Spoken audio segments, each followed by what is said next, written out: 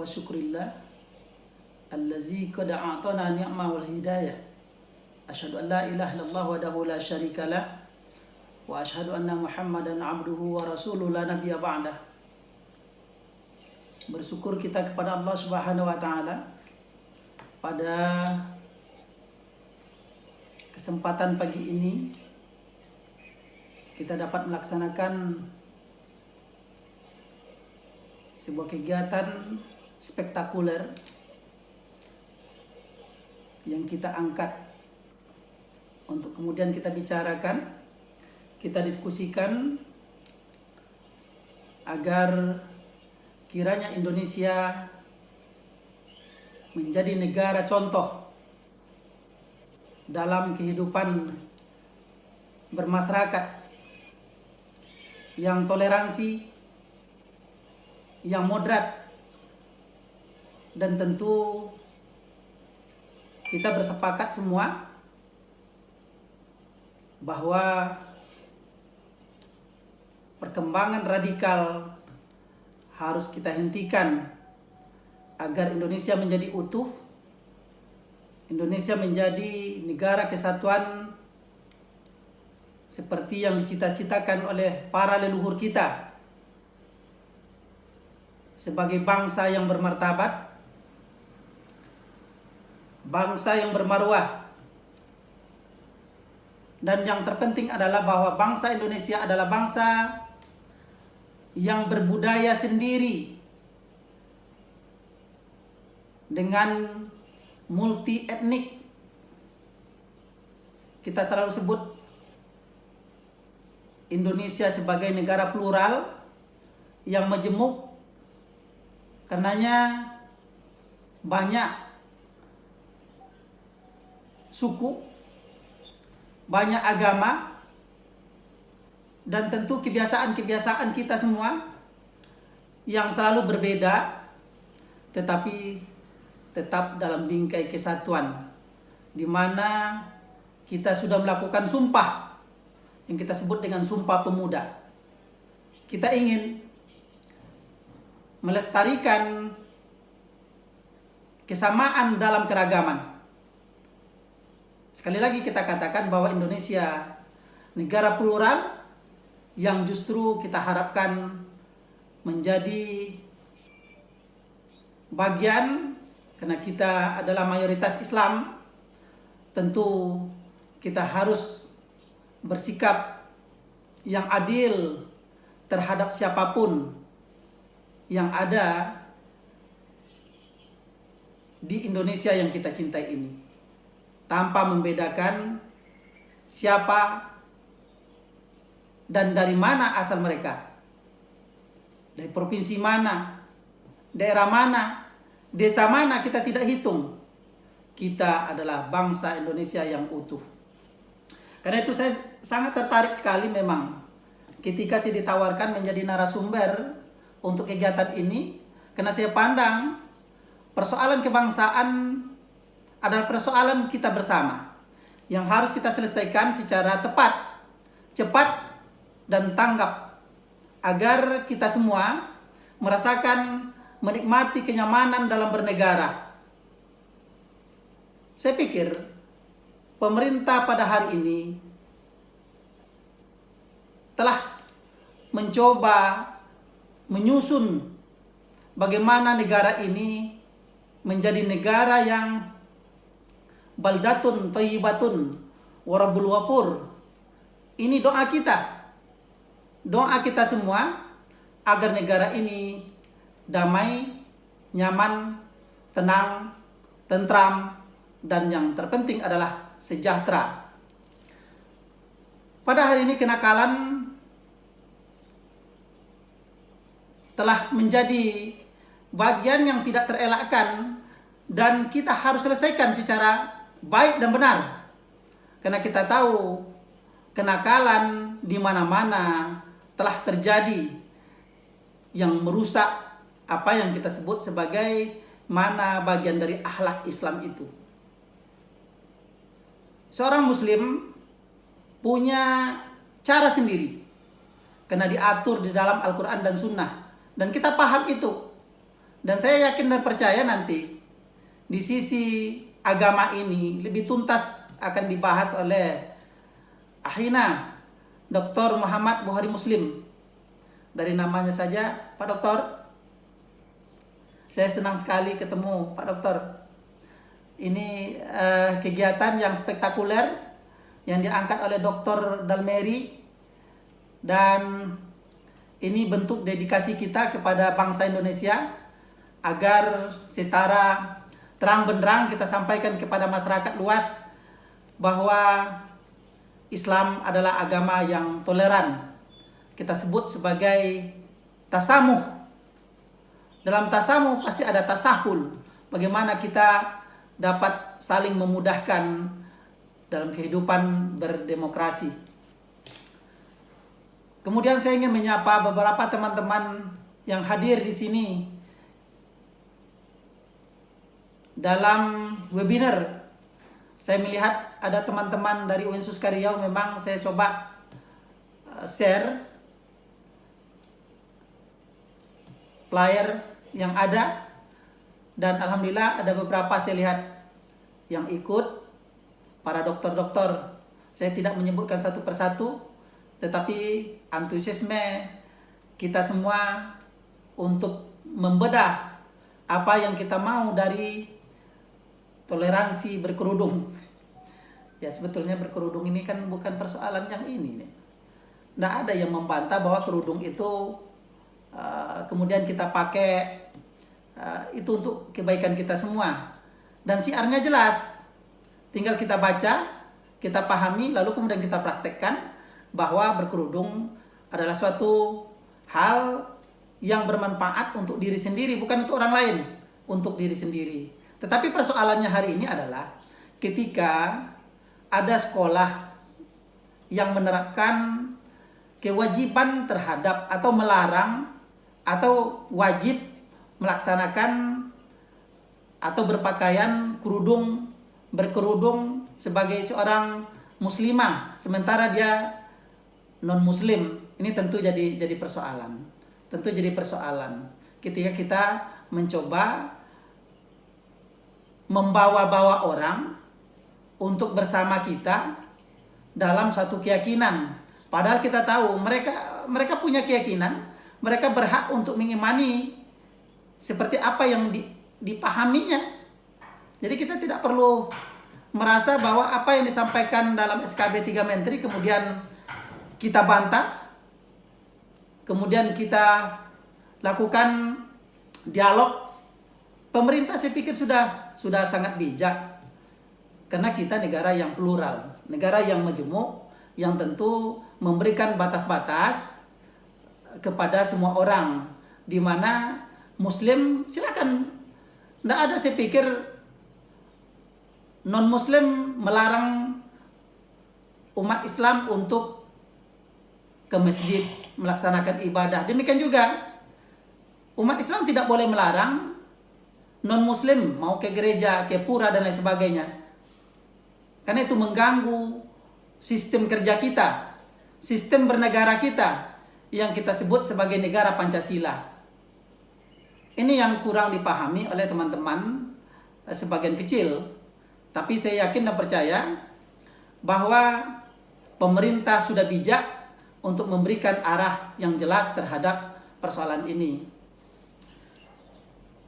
Saya ingin menyampaikan satu ilustrasi terhadap persoalan kerudung.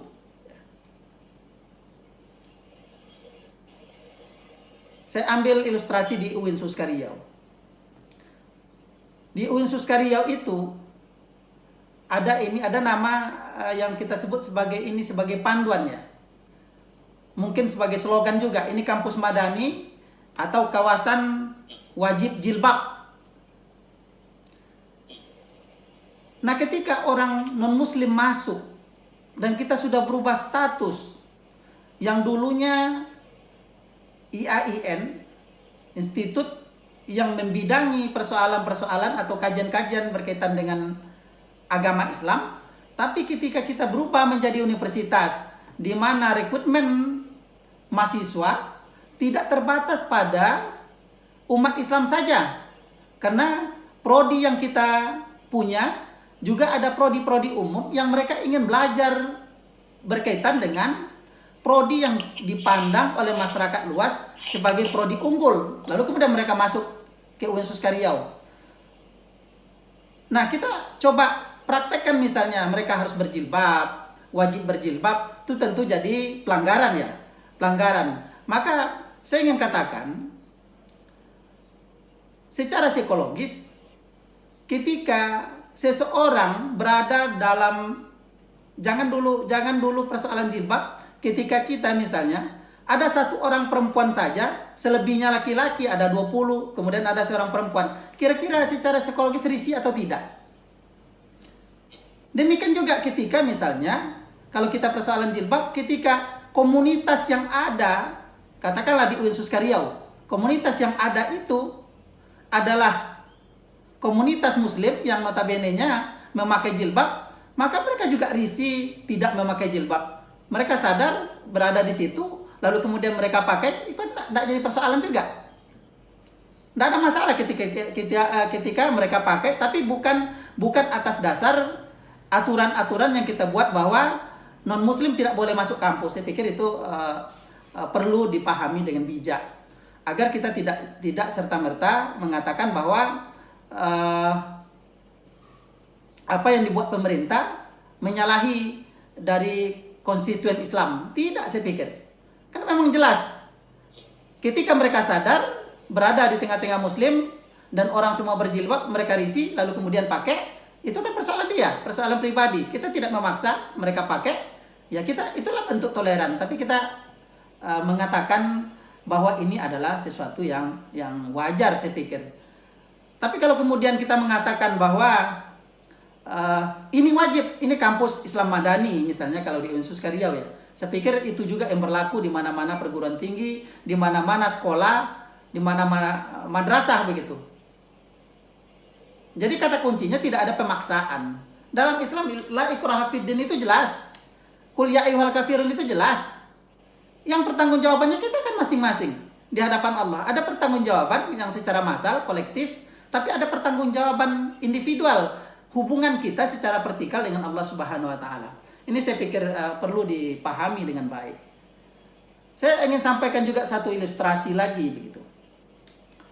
Saya masih sempat, karena memang saya di UIN Suskaryau, saya ingin cerita agar ini menjadi pandangan kita semua sebagai worldview kita.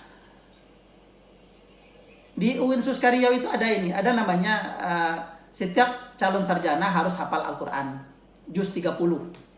Juz 30, bukan 30 juz. Ya Ustaz Bukhari Muslim. Juz 30 bukan 30 juz. Nah, dia beda tipis itu ya. Nah, ketika menghafal apa, ketika dia seorang non muslim, lalu kemudian kita paksakan dia menghafal, apa yang mau dihafal dia? Islam juga punya koridor sendiri. Seorang non muslim tidak boleh menyentuh Al-Quran misalnya. Jadi dari apa dia cara menghafal Al-Quran itu dari apa? Kita abjad juga akan salah. Maka saya waktu itu menjadi wakil dekan 3. Seorang Nasrani datang ke saya sebagai mahasiswa, dia di prodi bahasa Inggris waktu itu. Dia sampaikan ke saya, gimana Pak? Saya tidak mungkin menghafal juz 30 ini. Jangan ke 30 juz gitu ya. Juz 30. Saya baca Arab aja tidak pandai.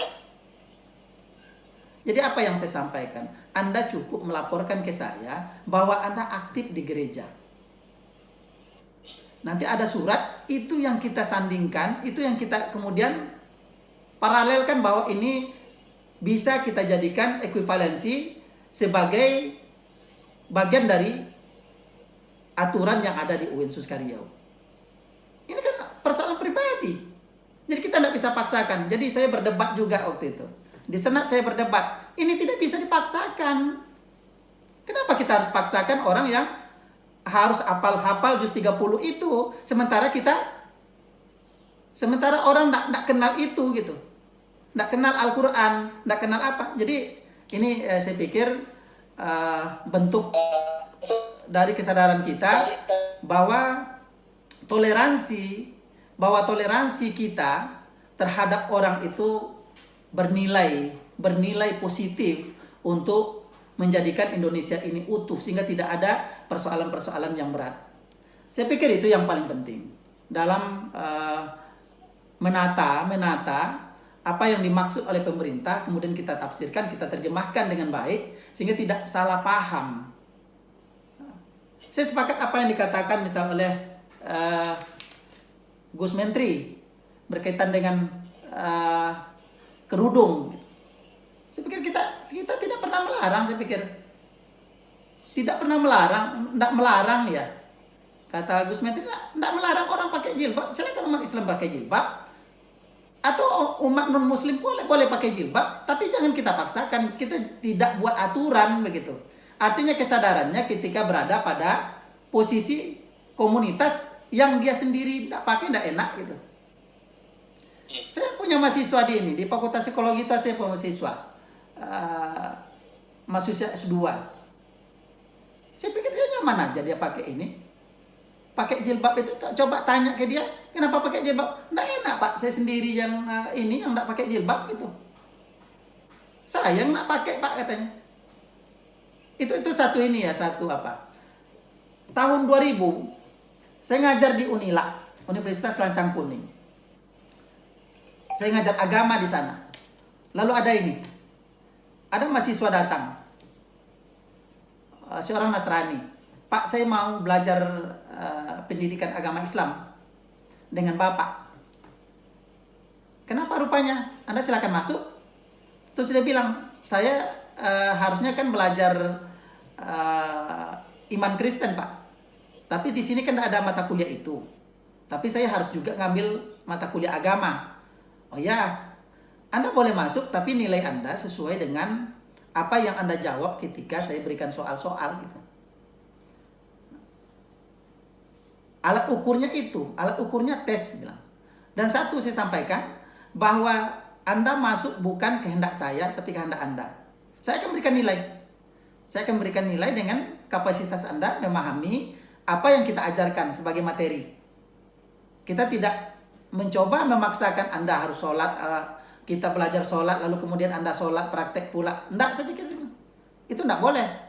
Jadi saya khawatir saja nanti ketika saya paksakan Anda, nanti berkembang di luar, Pak Hairunaz sudah memaksakan saya ini. Saya enggak mau itu. Tapi Anda mau belajar Islam, atau saya mau belajar iman Kristen, ya enggak ada masalah dong. Karena saya yang mau gitu kan. Atau Anda yang mau. Artinya inilah yang paling penting saya pikir. Yang paling penting kita pahami bersama untuk tujuan bagaimana bahwa moderasi, toleransi harus betul-betul teruji sehingga tidak merugikan siapa-siapa.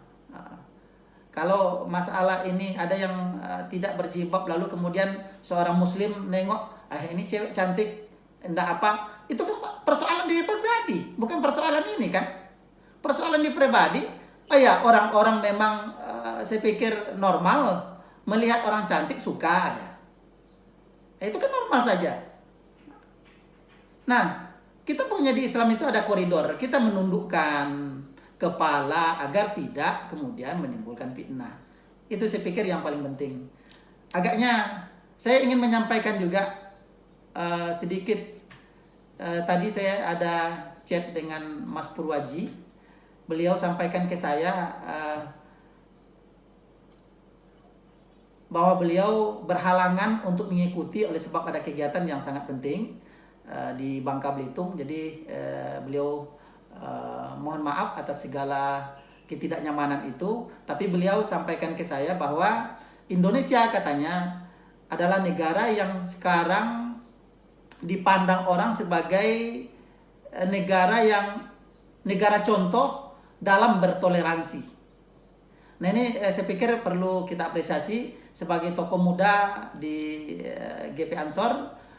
Beliau sudah memberikan arah bahwa Indonesia ternyata adalah negara yang notabene-nya menjadi percontohan di dunia sebagai negara yang tasamuh, negara yang toleransi, negara yang moderat. Tinggal kita coba implementasikan lebih baik lagi untuk Indonesia yang lebih baik. Mungkin itu yang saya sampaikan. Aku qouli hadza wallahu muwaffiq ila aqwamit thoriq. Wassalamualaikum warahmatullahi wabarakatuh. Menarik memang persoalan yang kita hadapi hari ini ya. Dengan segudang masalah, kemudian tentu ada pikiran-pikiran yang segar dari kita semua. Tadi ada Pak Dr. Irwandra, kemudian ada Ananda Arasidin Akmal Domo, ini mahasiswa saya dulu. Kemudian yang terpenting apa yang disampaikan oleh Bapak Muhammad Arifin, dan ini bagian dari kita semua untuk memajukan Indonesia menjadi negara yang utuh, negara yang berperadaban, yang berbudaya sendiri, yang tadi seperti saya katakan menjadi contoh bagi negara lain dalam kehidupan bertoleransi dan bermoderasi beragama. Saya tertarik memang kaitannya dengan aturan ya, aturan. Memang kita harus buat aturan itu secara holistik ya. Artinya tidak setengah-setengah. Artinya satu aturan kita buat untuk situasional ini, kemudian aturan lain tidak mengikat begitu. Misalnya seperti yang disampaikan oleh Dr. Irwandra tadi,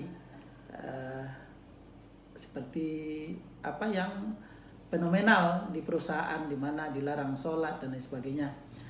Memang ini perlu aturan yang jelas agar pemerintah juga menerbitkan peraturan kepada perusahaan agar mereka juga memberikan peluang kepada orang beragama. Kalau memang kita sepakat bahwa kehidupan bermoderasi itu menjadi contoh bagi negara lain begitu. Artinya tidak tebang pilih ya, tidak tebang pilih. Saya khawatir memang aturan ini tidak berbanding lurus seperti tadi yang disampaikan. Ini kok reaktif banget gitu, pemerintah reaktif banget ketika mencoba mengeluarkan seterusnya mengeluarkan SKB 3 Menteri begitu. Saya pikir ada salahnya dengan SKB 3 Menteri itu. Yang perlu diluruskan barangkali bagaimana untuk peraturan-peraturan yang membantu masyarakat untuk memahami bahwa ini tidak tebang pilih begitu. Peraturannya tidak tebang pilih, artinya di satu sisi diskriminasi, di sisi lain kita angkat begitu tidak. Barangkali itu yang paling penting ya. Yang tadi ada perusahaan yang misalnya melarang umat Islam sholat, atau ketika perusahaan itu milik orang Islam, yang Kristen tidak boleh ke gereja gitu kan, atau melakukan aktivitas agama, itu saya pikir perlu dibuat ini payung hukum yang jelas agar tidak menjadi bumerang, sesuatu yang krusial yang harus terus-menerus kita selesaikan ini ke ini aja sih. Jadi tidak nampak gambar ke depan begitu. Ini barangkali sebuah catatan kita ya, sebuah catatan kita. Saya sepakat apa yang disampaikan tadi oleh Pak Muhammad Arifin bahwa ini jangan sekedar omdo di virtual gitu ya, tapi disampaikan disampaikan ke pemerintah agar kemudian pemerintah responsif terhadap persoalan ini. Ini fenomenal memang, fenomenal. Dari dulu memang fenomenal seperti ini menjadi persoalan krusial yang tidak pernah habis-habisnya untuk diselesaikan begitu. Di WA group di mana-mana saya lihat itu juga pembicaraan. Kalau masalah jilbab untuk umat Islam itu sudah final saya pikir ya. Sudah final. Tergantung nanti orang memahaminya atau menafsirkan berbeda begitu. Atau memang keinginan pribadi yang belum bisa menerapkan, itu lain lagi ceritanya. Tapi secara apa sudah final bahwa akhlak Islam itu berjilbab adalah bagian yang tidak dapat dinafikan begitu saja gitu. Ini yang paling penting kita pahami. Dan Ustadz Bukhari Muslim lebih komprehensif tadi menyampaikan bahwa ini ada pandangan memang para ulama begitu ya.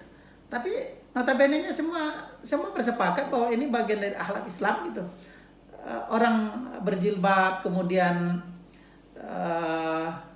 menutup aurat, mereka jadi sehat mental gitu, tidak merasa terganggu. Kemudian secara ini menghalangi orang untuk melakukan kriminal gitu ya. Pemerkosaan mungkin bisa kita hindari dan lain sebagainya. Itu sudah sepakat.